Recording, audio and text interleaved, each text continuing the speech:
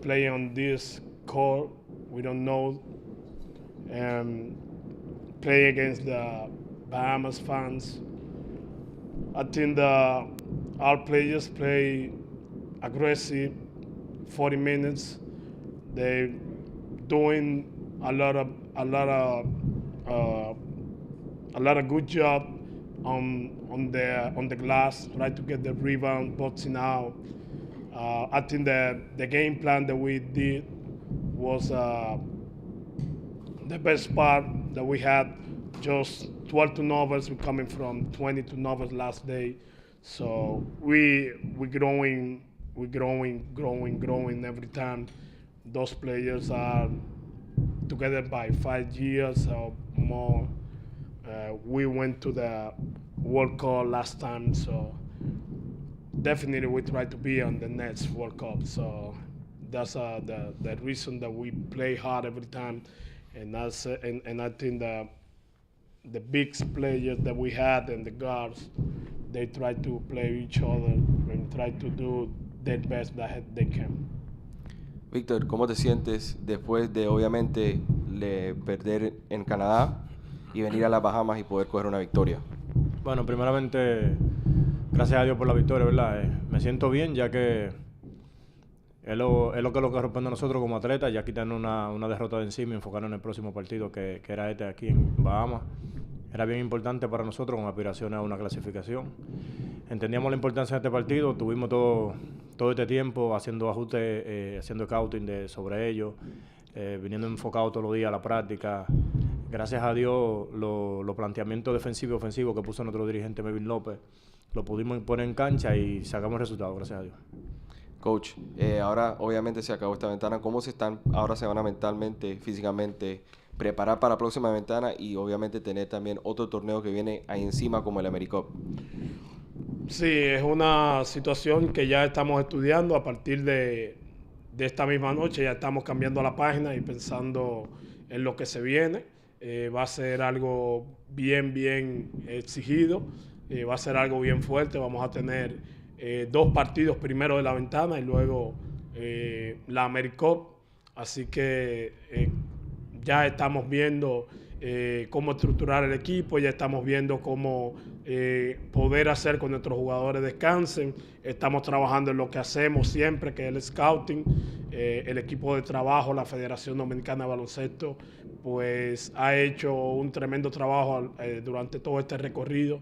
La gerencia de la Selección Nacional Dominicana, pues haciendo las cosas necesarias para poner en cancha lo mejor de la República Dominicana en cada oportunidad, lo mejor de lo que sea posible. Así que nosotros nos sentimos ahora mismo comprometidos con el trabajo y tratar de nosotros seguir creciendo y hacer las cosas mucho mejor cada día y estar en el top 5 del equipo de baloncesto del continente. Víctor, una última pregunta. Como jugador, ¿cómo se preparan obviamente para esas fechas que van a ser bien cerca, mentalmente, físicamente, todo, y siendo el veterano del equipo? Bueno, por lo tanto, por lo menos yo, es un compromiso que tengo con el país, hasta que me retire, ¿verdad? Cada vez que se asoma una ventana o el Americas, ya la mente mía está trabajando ya en lo que es la próxima ventana. Los compromisos que tengo internacionales siempre trato de sacar ese espacio con la selección. Y nada, la primera fecha era esta, ahora nos vamos a enfocar y esperar que llegue la fecha ahora de agosto, que ya está ahí mismo a doblar la esquina, y poder prepararnos mentalmente y físicamente para esos próximos compromisos. Gracias, chicos. Next up will be Bahamas. Thank you.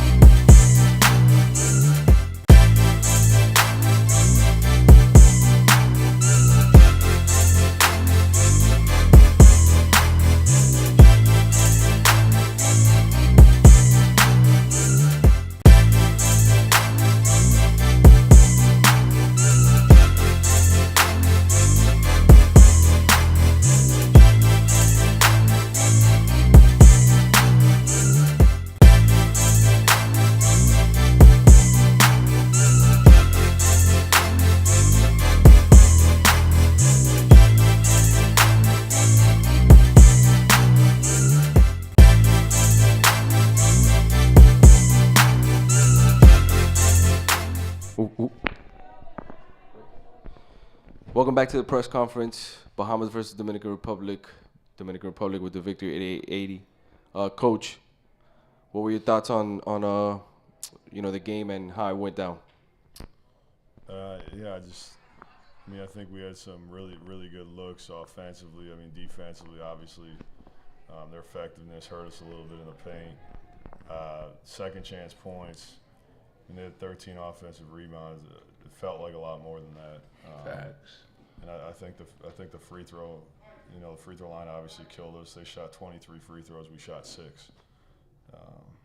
So I think when we started to find our groove, it was a little bit too late. I'm really proud of our group, the way we fought, and how far we've come on this national team, and the progress we've made, the way we play and the way we carry each other, and the way we're together. So I think overall, you obviously like to get that win, but I think there's some positive things to take from it. But I think we got hit early, and we had trouble getting back into it. You're back here in Bahamas. How does it feel? I know it's not the final outcome you were looking for, but how does it feel to be playing for the national team here, first time in front of the crowd? Oh, it was beautiful. It was fun. Just seeing the crowd there, and I seen the build up and how they enter it, and the horns and cowbells and people shouting, and now you scored 3-pointers like a dunk effect. So the energy they brought, it was so fun.